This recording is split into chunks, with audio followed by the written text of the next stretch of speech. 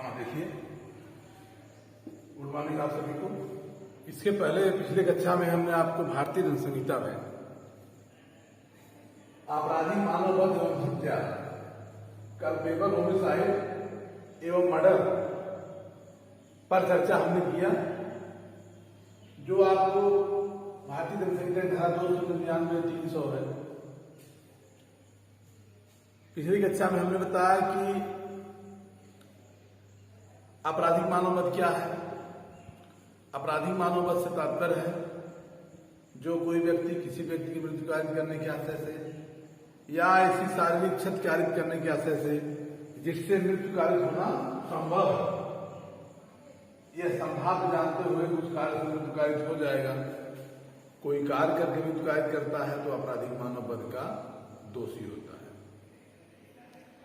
और हत्या में है कि तत्मिन आपराधिक परिस्थितियों को छोड़कर प्रत्येक आपराधिक मानववध हत्या होता है। अब ये हम यहां देखने का प्रयास करेंगे कि हत्या कौन सी हत्या है, कैसी हत्या। हत्या निम्न परिस्थितियों में आपराधिक मानववध होती है तो हत्या, लेकिन ऐसी परिस्थितियों में हत्या किया जाता है तो हत्या के लिए दोषी न मानकर अभियुक्त को आपराधिक मानववध के लिए दोषी ठहराया जाता है।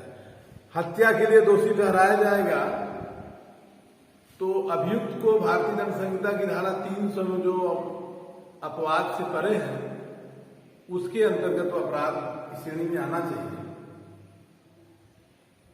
यदि वह अपराध भारतीय दंड संहिता की धारा 300 के अंतर्गत आता है तो अभियुक्त को भारतीय दंड संहिता की धारा 302 के अंतर्गत दोषी ठहराया जाएगा, दंडित किया जाएगा। परंतु इन अपवादिक परिस्थितियों जो अपवाद बताए गए हैं उन अपवादों के अंतर्गत वह अपराध का श्रेणी आता है, अपराध आता है, तो उस अभियुक्त को भारतीय दंड संहिता की धारा 299 में परिभाषित अपराध के अनुसार उसे 304 में दंडित किया जाएगा। 302, 304 में अंतर है। 302 में हत्या के लिए दंड है जिसमें अधिकतम दंड मृत्यु दंड तक दिया जा सकता है, फांसी भी लटकाया जा सकता है। और आपराधिक मानववध में आपराधिक मानववध में 299 में अधिकतम दंड दिया जा सकता है तो आजीवन कारावास दिया सकता है। अब यहां एक पॉइंट हम आपको बताने का प्रयास करेंगे, 2 मिनट सुन लीजिए। भारतीय दंड संहिता में कौन कौन सी ऐसी धाराएं हैं, भारतीय दंड संहिता में कौन कौन से सेक्शन हैं जो मृत्यु दंड की बात करते हैं। पूरी दंड विधान में मृत्यु दंड से संबंधित प्रावधान कुल 7 जगह मूल परिभाषा, मूल दंड विधान में वो बंधित 6 जगह बंधित किए गए थे, 7 जगह। लेकिन अब जो है भारतीय दंड संहिता में कुल 11 सेक्शन, कुल 11 धाराएं ऐसी हैं जो मृत्यु दंड की बात करती हैं। 11 धाराएं ऐसी हैं जिसका अपराध कोई करेगा तो उसको जो है मृत्यु दंड, फांसी पर लटकाया जाएगा, मृत्यु दंड दिया जाएगा, डेथ पनिशमेंट दिया जाएगा। डेथ पनिशमेंट, मृत्यु दंड। मृत्यु दंड संबंधित भारतीय दंड संहिता में कुल कितनी धाराएं हैं ध्यान दीजिए। जैसे 121, देखिए 121, 132, 194, 302, 305, 307, 364A, 396, अब आ गया है 376,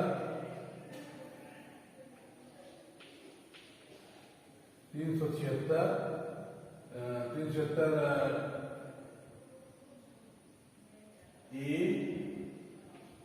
D, 376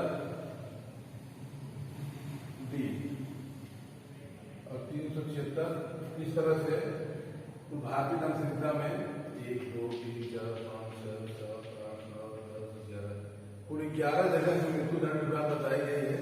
पहले नहीं था 3 में मृत्युदंड, लेकिन अब जो है दंड विधान में संशोधन हो गया। भारतीय दंड संहिता में संशोधन हुआ। भारतीय दंड संहिता संशोधन अधिनियम 2013 में क्रिमिनल लॉ अमेंडमेंट एक्ट 2013 आया, जिसमें दंड विधानों में संशोधन करके कठोरतम दंड की व्यवस्था बनाई गई। जो रेप के मामले थे, महिलाओं के विरुद्ध जो अपराध होते हैं, रेप के मामले पहले मृत्युदंड का प्रावधान नहीं था, लेकिन भारतीय दंड संहिता और समाज के बिगड़ते हुए परिस्थितियों को ध्यान में रखते हुए रेप के मामले इतने अधिक बढ़ रहे थे कि रेप के मामले में मृत्युदंड की व्यवस्था बनाई गई। जो गैंग रेप है या बच्चियों के साथ जो रेप है, इन सब मामलों में जो है दंड की बात बताई गई है, जो मृत्युदंड की बात करती है। इस तरह से हम कह सकते हैं कि फांसी पर जो फांसी तक, इसमें अधिकतम दंड कितना दिया जाएगा? मृत्युदंड माने कैपिटल पनिशमेंट, फांसी पर लटका दिया जाएगा, डेथ पनिशमेंट, मृत्युदंड दिया जाएगा। और आजीवन कारावास संबंधित भारतीय दंड संहिता में 51 धाराएं हैं। 51 धाराएं जो है आजीवन कारावास से हैं। आजीवन कारावास संबंधित 51 धाराएं हैं। तो इसको आप थोड़ा से देख लीजिएगा कौन कौन सी धाराएं भारतीय दंड संहिता में आजीवन कारावास से हैं। अब यहाँ हम आपराधिक मानववध और हत्या के बीच में थोड़ा से प्रकाश डालने का प्रयास करेंगे। कौन सा आपराधिक मानववध है और कौन सा हत्या है, हम यहाँ देखते हैं। अब ध्यान दीजिए, आपराधिक मानववध क्या है? Culpable homicide. आपराधिक मानववध से तात्पर्य है जो कोई मृत्यु कारित करने के आशय से या ऐसी शारीरिक क्षति कारित करने के आशय से जिससे मृत्यु कारित हो जाना संभव है, या यह ज्ञान रखते हुए कि यह संभव है कि उस कार्य से मृत्यु कारित कर देगा, तो आपराधिक मानववध का दोषी होगा। अभी आपको हम कल ही बताया था, इसको याद कर लीजिए। इसके लिए दृष्टांत हमने बताया था। इसका अर्थ क्या है? ध्यान दीजिए, जो कोई व्यक्ति किसी व्यक्ति मृत्यु कारित करने के आशय से, इंटेंशन मृत्यु कारित करना है, या ऐसी शारीरिक क्षति कारित करने के आशय से जिससे मृत्यु होना संभव है, मृत्यु होना संभव है, कोई कार्य करके मृत्यु कारित करता है, तो तब भी आपराधिक मानववध का दोषी होगा। उदाहरण के लिए, रास्ता है, रास्ते पर एक गड्ढे पर लकड़ी और घास इस आशय से बिछा देता है कि सामने आने वाला व्यक्ति देखेगा कि एकदम सुडौल रास्ता है, और जो ही उस रास्ते पर पहुंचेगा और उसमें गिर पड़ेगा और गिरने के परिणाम से उसकी मृत्यु हो जाएगी, यह उसकी संभावना है। ये क्या कर रहा है कि कार्य करके मृत्यु कारित कर रहा है। जो कोई व्यक्ति किसी व्यक्ति मृत्यु कारित करने के आशय से या ऐसी शारीरिक क्षति कारित करने के आशय से जिससे मृत्यु कारित होना संभव है, कोई कार्य करके मृत्यु कारित करता है, तो आपराधिक मानववध का दोषी हो जाएगा। यहाँ क्या आपराधिक मानववध का दोषी होगा? वह व्यक्ति दूसरे व्यक्ति को आपराधिक मानववध का दोषी होगा। इसका स्पष्टीकरण कैसे कर सकते हैं? वह व्यक्ति जो किसी दूसरे व्यक्ति को, जो किसी रोग विकार अंग या शिथिल से ग्रस्त है, शारीरिक क्षति कारित करता है, तब द्वारा वह दूसरे व्यक्ति को त्वरित मृत्यु कर देता है, तो उसका वह मृत्यु कारित करता है, यह कहा जाएगा, यह समझा जाएगा। देखिए, अगर जो कोई व्यक्ति इस बात को जानता है कि सामान्य परिकल्पना का व्यक्ति अगर किसी को एक इंजरी कारित किया जाए तो नहीं मरेगा, लेकिन जो व्यक्ति जानता है कि इस व्यक्ति को इंजरी कारित करने से मर जाएगा, तो वह अगर ऐसा करता है तो हत्या का दोषी होगा, और जो नहीं जानता है तो आपराधिक मानववध का दोषी होगा। दूसरा दृष्टांत हम देखते हैं। क्या यह जानता है यह एक झाड़ी में छिपा हुआ है, ख नहीं जानता है यह कि मृत्यु कारित करने के आशय से, या यह जानते हुए कि वह उस यह को मृत्यु कारित होना संभव है, ख को उस झाड़ी में गोली चलाने के लिए उकसाता है और उसके परिणाम स्वरूप ख गोली चला देता है। क के उकसाने के परिणाम स्वरूप ख गोली, मतलब ए के उकसाने के परिणाम स्वरूप बी, ऐसे समझिए ए बी को उकसाता है कि झाड़ी में एक गोली चलाइए, यहाँ एक जंगली जानवर गया है। बी एक कहने से गोली चलाता है, वहां संजोग से सी नामक व्यक्ति बैठा है जो कि बी नहीं जानता है। बी ने गोली चलाया, सी नामक व्यक्ति मर गया। यहाँ पर बी को आपराधिक मानववध के लिए दोषी ठहराया जाएगा। इसलिए दोषी ठहराया जाएगा, वह नहीं जानता था, नहीं उसका आशय था उसको मृत्यु कारित करने का। वह जो है नहीं जानता था, इसलिए वह बी आपराधिक मानव वध का दोषी होगा, हत्या का दोषी नहीं होगा। लेकिन ए हत्या का दोषी होगा क्योंकि ए जानता है, जानबूझकर ऐसा किया है। दूसरा हम इसी तरह दृष्टांत देखते हैं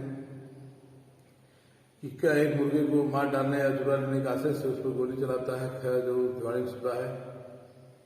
अब यहाँ पर दूसरा दृष्टांत है कि एक मुर्गे को मार डालने या चुरा लेने के आशय से एक आदमी गोली चलाता है और संजोग से वह नहीं जानता है कि उसमें झाड़ी में कोई छिपा है, वहाँ एक व्यक्ति छिपा है और वह गोली से उस व्यक्ति को इंजरी कैद करता है, इससे मर जाता है। तो यहाँ पर वह आपराधिक मानव वध का दोषी होगा। लेकिन यहाँ पर एक चीज और देखना है कि वह जो है कि विधिपूर्ण कार्य कर रहा था, विधि विरुद्ध कार्य कर रहा था, इसके लिए उसको दोषी माना जाएगा। यहाँ पर उस मृत्यु कैद करना संभव है, उस मृत्यु कैद करने का नहीं था, उसका आशय मृत्युकारी करने का नहीं था। अब हम यहाँ देखते हैं, अगला दृष्टांत देखते हैं।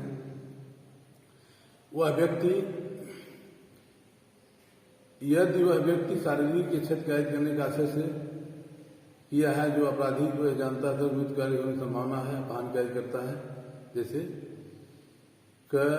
यह को मार डालने का आशय से उस पर गोली चलाता है, परिणाम स्वरूप यह मर जाता है, वह हत्या दोषी है। हत्या, अब यहाँ हम देख रहे हैं हत्या के लिए, आपराधिक मानव वध के लिए हमने देखा हत्या में है तद्भिन्न अपराधी दशाओं को छोड़कर प्रत्येक आपराधिक मानव वध हत्या है। कौन? पहला है यदि कार्य जिसके द्वारा मृत्यु कैद की गई है मृत्यु कैद करने का आशय किया गया हो। अब अपराधी दशाओं को छोड़कर प्रत्येक आपराधिक मानव वध हत्या है कब? जब ऐसी परिस्थिति में किया गया है कि जो मृत्युकारी करने का आशय था। जैसे यहाँ पर है कि यह को मार डालने का आशय से क्या उस पर गोली चलाता है, परिणाम स्वरूप वह मर जाता है, यहाँ हत्या होगा। मतलब अटेम्प्ट, सीधे वह क्या कर रहा है कि उसको मार डालने का आशय से गोली मारता है तो हत्या हो जाएगा, आपराधिक मानव वध नहीं होगा, हत्या होगा। क्यों? वह जानता है कि इस कार्य का परिणाम क्या होगा, मृत्यु हो जाएगी। दूसरा है कि यह जानते हुए कि वह एक रोग से ग्रस्त है, यह संभव है कि उस प्रहार से उसकी मृत्यु कैद कर देगा, शारीरिक क्षति कैद करने का आशय से उस पर आघात करता है, यह उस आघात के परिणाम से मर जाता है, क्या हत्या का दोषी है। यद्यपि वह प्रहार किसी सामान्य स्वस्थ व्यक्ति को करता तो मामूली सी अनुक्रम में व्यक्ति की मृत्यु होने की संभावना नहीं थी। यहाँ पर है अगर जानते हुए एक व्यक्ति ए नामक व्यक्ति यह जानता है कि सी नामक व्यक्ति किसी रोग से ग्रसित है, अगर उसको एक घूंसा मार दिया जाएगा तो उसकी मृत्यु होने की संभावना प्रबल है। वह अगर उसको मार देता है, मर जाता है, तो वह हत्या का दोषी होगा क्योंकि वह जानता है, वह जानबूझकर ऐसा कर रहा है। लेकिन जो व्यक्ति नहीं जानता है, अगर एक सामान्य परिकल्पना की पराकाष्ठा है कि अगर वह व्यक्ति नहीं जानता है, अगर एक घूंसा मार देता है और वो मर जाता है तो उसको आपराधिक मानव वध का दोषी होगा। लेकिन जो जानता है, जानबूझकर मारा, वह हत्या का दोषी होगा, इसलिए वह उसका आशय है उसको मृत्यु कैद करने का, वो जान कर मार रहा है। तीसरा है, अगला है कि यह को तलवार या लाठी से घाव इस आशय से किया जाता है क्योंकि मामूली अनुक्रम में मृत्यु होने के पर्याप्त है। यहाँ पर हम देखते हैं कि यदि किसी व्यक्ति को शारीरिक क्षति इस आशय से किया जाता है कि वो शारीरिक क्षति के नाते प्रकृति की मामूली अनुक्रम मृत्यु होने के पर्याप्त है। अगर किसी को मृत्यु कैद करने के आशय से किया जा रहा है तो यह माना जाएगा कि वह हत्या है। जैसे आपराधिक मानव वध हत्या में अंतर्मुख रूप से हम देखते हैं इंटेंशन में है, आशय में है। आपराधिक मानव वध के लिए अगर कोई आपराधिक मानव वध करता है तो वहां पर उसका आशय जो है पूर्णतः मृत्युकारी करने का नहीं, शारीरिक क्षतिकारी करने का आशय है। लेकिन हत्या के मामले में पूर्णतः मृत्युकारी करने का आशय रहा। दूसरा है नॉलेज, ज्ञान। इस ज्ञान से, जैसे नॉलेज है, अगर नॉलेज से, ज्ञान से, मतलब इंटेंशन से, आशय इंटेंशन नॉलेज के अनुसार, ज्ञान के अनुसार अगर वह कार्य करता है जिससे कार्य के परिणाम से उसकी मृत्यु हो जाती है तो वह हत्या का दोषी होगा, आपराधिक मानव वध का दोषी नहीं होगा। मतलब आपराधिक मानव वध हत्या में अंतर के लिए हम देखते हैं इंटेंशन, नॉलेज और वेपन, उपकरण। किस उपकरण से, किस यंत्र से और शरीर के किस पार्ट पर, शरीर के मर्म पार्ट पर, किस भाग पर इंजरी कैद किया है। तो यहाँ पर हम देखते हैं कि वह आपराधिक मानव वध और हत्या में 3 चीजें अंतर है, आशय, ज्ञान और उपकरण। आशय, ज्ञान और उपकरण, ध्यान दीजिए, आशय, ज्ञान और उपकरण आपराधिक मानववध हत्या में अंतर स्थापित करता है। अब यहां हम देखते हैं अपवाद क्या है कि कब आपराधिक मानववध हत्या नहीं है, अर्थात कब कोई हत्या आपराधिक मानववध होता है, कब कोई हत्या आपराधिक मानववध होता है। पहला दृष्टांत हम देखते हैं, गंभीर और अचानक प्रकोपन के नाते अगर कोई है, कोई किसी को गंभीर और अचानक प्रकोपन देता है, उस गंभीर और अचानक प्रकोपन के नाते यदि वह व्यक्ति किसी को इंजरी कारित करता है जिससे वो मर जाता है, तो वह आपराधिक मानववध होगा, हत्या नहीं होगा। जैसे इसका दृष्टांत हम देखते हैं, इसमें दृष्टांत में है कि आपराधिक मानववध हत्या नहीं है, आपराधिक मानववध हत्या नहीं है, मतलब हत्या आपराधिक मानववध है। कब? जब यदि अपराधी उस समय जबकि वह गंभीर और अचानक प्रकोपन से आत्मसंयम की शक्ति से वंचित है और उस व्यक्ति की जिससे वह गंभीर प्रकोपन दिया था मृत्यु कार्य करके या किसी अन्य व्यक्ति की मृत्यु भूल या दुर्घटनावश कार्य कर देता है, तो वह आपराधिक मानववध होगा, हत्या नहीं होगा। क्यों? कि गंभीर और अचानक प्रकोपन नाते आत्मसंयम की शक्ति से वह खो चुका है। जैसे यहां देखते हैं कि यह प्रकोपन, यह द्वारा दिए गए प्रकोपन के कारण उद्दीपित होने के आवेश में के असर में मैं को, जो यह का एक शिशु है, कह शास्त्रबद्ध कर देता है। यह हत्या है क्योंकि प्रकोपन उस शिशु द्वारा नहीं किया गया था और उस शिशु की मृत्यु या प्रकोपन से किसी कार्य दुर्घटनावश नहीं हुई थी। अगर मृत्यु किसी प्रकोपन से करता है, किसी आवेश में करता है, तब तो जिसने प्रकोपित किया अगर उसको करता है तो यहां पर आपराधिक मानववध होगा, हत्या नहीं होगा। अभी हम देखते हैं, कै को मैं गंभीर और अचानक प्रकोपन देता है, कै इस प्रकोपन से मैं पर एक पिस्तौल चलाता है जिससे कि न तो उसका आशय यह को मारने का था जो समीप खड़ा है और वह न ही दिखाई दे रहा था। ध्यान दीजिए, ऐसे हम कह सकते हैं कि ए ने बी को गंभीर प्रकोपन दिया और ए के प्रकोपन के परिणाम स्वरूप बी ने एक पिस्तौल से गोली चलाया जो बाहर जो है डी खड़ा था और दिखाई नहीं दे रहा था। डी को गोली लग जाती है और डी मर जाता है। तो यहाँ पर वह जिसने गोली चलाया, ए ने गोली चलाया, तो वह गंभीर और अचानक प्रकोपन नाते यहाँ पर वह आपराधिक मानववध के लिए दंडित किया जाएगा, हत्या के लिए नहीं। मतलब 302 के लिए दंडित नहीं किया जाएगा बल्कि 304 के लिए दंडित किया जाएगा। यहाँ क्यों? गंभीर और अचानक प्रकोपन नाते वो कर रहा है। दूसरा है आपराधिक मानववध कब हत्या नहीं है? आपराधिक मानववध हत्या नहीं तब जब यदि अपराधी शरीर या संपत्ति के प्राइवेट प्रतिष्ठा के अधिकार के प्रयोग में कर रहा है और वह करते हुए विधि द्वारा उसे दी गई शक्ति का अतिक्रमण कर दे रहा है। इसमें पूर्व चिंतन के बिना ऐसी प्रतिरक्षा के हेतु के प्रयोजन से अपहान करता है, आवश्यक है वह उससे अधिक अपहान करने के लिए किसी आशय के बिना उस व्यक्ति मृत्यु कार्य कर दे जिसके विरुद्ध प्रतिरक्षा का प्रयोग लाया गया हो।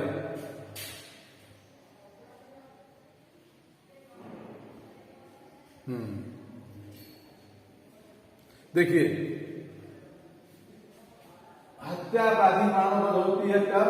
जब वह शरीर या संपत्ति की प्रतिरक्षा के प्रयोग में किया गया था। शरीर एवं संपत्ति की प्राइवेट प्रतिरक्षा के प्रयोग में सेक्शन 100 और सेक्शन 103, धारा 100, धारा 103 में दिया गया है कि कब कोई व्यक्ति अपने शरीर के प्रतिरक्षा के प्रयोग में करेगा। लेकिन इसमें रिस्ट्रिक्शन दिया गया है कि जो कोई व्यक्ति अगर अपने शरीर के प्रतिरक्षा के प्रयोग में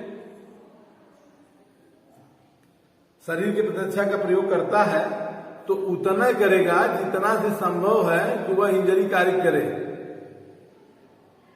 जैसे कोई अगर एक लाठी से प्रहार करने वाला है, उसको तुरंत रिवाल्वर से नहीं दागा जा सकता, लेकिन तब होगा जब वह शरीर एवं शरीर की प्रतिरक्षा का अधिकार प्रयोग तब करेगा, सेक्शन 100 में है, जब उसको प्राण की मतलब अपना प्राण संकट में हो, ऐसी परिस्थितियां हो उससे उसके हमले का परिणाम उसकी मृत्यु ही कारित हो जाएगी। और ऐसे परिस्थितियों में बिना अपने शरीर के प्राइवेट रक्षा का प्रयोग किए उसका बचना संभव नहीं है। तब वो क्या करेगा, अपने प्राइवेट रक्षा का अधिकार का प्रयोग करके उसकी हत्या कर देगा। तो वह हत्या न होकर आपराधिक मानव वध होगा, हत्या न होकर के आपराधिक मानव वध होगा। शरीर और संपत्ति की प्राइवेट रक्षा के अधिकार के प्रयोग में किया जाएगा तो हत्या न होकर आपराधिक मानव वध होगा। तीसरा दृष्टांत हम देखते हैं, लोक सेवक के नाते अपने कर्तव्य का सम्यक निर्वहन कर रहा है। कोई लोक सेवक है, आपराधिक मानव वध हत्या नहीं है। कब? जब वह अपराधी ऐसे लोक सेवक होते हुए या ऐसे लोक सेवक की मदद के लिए जो लोक सेवक को अग्रसरता में कार्य करता है वह विधि द्वारा दी गई शक्ति के आगे बढ़ जाए और कोई ऐसा कार्य करे जिससे कि वह विधिपूर्ण या ऐसी लोक सेवक के नाते कर्तव्य के सम्यक रूप से निर्वहन करने में आवश्यक है, सद्भावनापूर्वक विश्वास करता है और उस व्यक्ति के प्रतिरक्षा में जिससे वह मृत्यु कारित कर देता है, वैमनस्य के बिना मृत्यु कारित कर देता है तो आपराधिक मानव वध होगा, हत्या नहीं होगा। ध्यान दीजिए, कोई लोक सेवक है, लोक सेवक अपने पति कर्तव्य के निर्वहन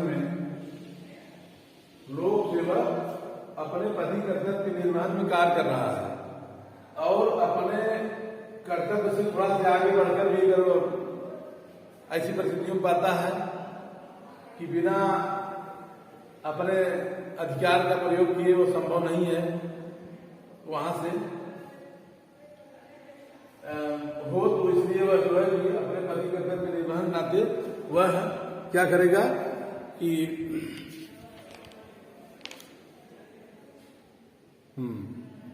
अपने पति कर्तव्य निर्वहन नाते वह जो है कि अगर हत्या कर देता है, गोली चलाता है तो आपराधिक मानव वध होगा, हत्या नहीं होगा।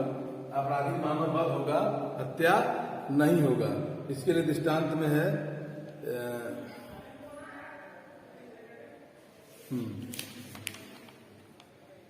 आगे बताते हैं।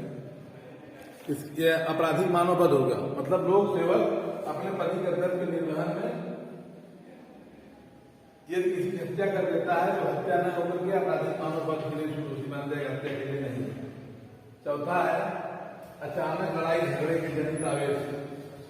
अचानक लड़ाई झगड़े, अगर दो मित्र आपस में हैं, दोनों में आपराधिक मानव वध हत्या नहीं होगा तब जब मानव यदि अचानक लड़ाई झगड़े के परिणाम स्वरूप यदि उसका लड़ाई झगड़ा अचानक होता है, उस अचानक लड़ाई झगड़े की तीव्रता के नाते वह पूर्व चिंतन शक्ति खो देता है तो आपराधिक मानव वध होगा, हत्या नहीं होगा। और पांचवा है 18 वर्ष से अधिक आयु व्यक्ति है और अपने को सहन करने के लिए सहमत होते हैं। जैसे दो मित्र हैं 18 साल से अधिक हैं, उसने दोनों आपस में एक सहमति होते हैं स्वेच्छा से कि हम दोनों लोग आपस में जहर पी करके मर जाएंगे और कोई दिक्कत नहीं। एक आदमी पी जाता है, दूसरा नहीं पी पाता है, तो वहां पर जिसने ट्रायल चला तो ट्रायल में ये देखा जाएगा कि दोनों ने उस मृत्यु को अपनी सहमति से अनुसार 18 वर्ष से अधिक है तो वह आपराधिक मानव वध होगा, हत्या के लिए दोषी नहीं माने जाएंगे, आपराधिक मानव वध के लिए हो जाएंगे। इसलिए हम कह सकते हैं कि हत्या की परिस्थितियों में आपराधिक मानव वध होता है। हत्या तो है लेकिन हत्या के दोषी नहीं माने जाएंगे, आपराधिक मानव वध के लिए होंगे। कब? जब गंभीर अचानक प्रकोपन किया गया हो, शरीर के प्राइवेट रक्षा का अधिकार प्रयोग किया गया हो, लोक सेवक के नाते किया गया हो, अचानक लड़ाई झगड़े किया गया हो और 18 वर्ष से अधिक आयु को अपने मृत्यु को सहन करने की ये लिए सहमत हुए हैं तो आपराधिक मानव वध हत्या नहीं होता है। धन्यवाद।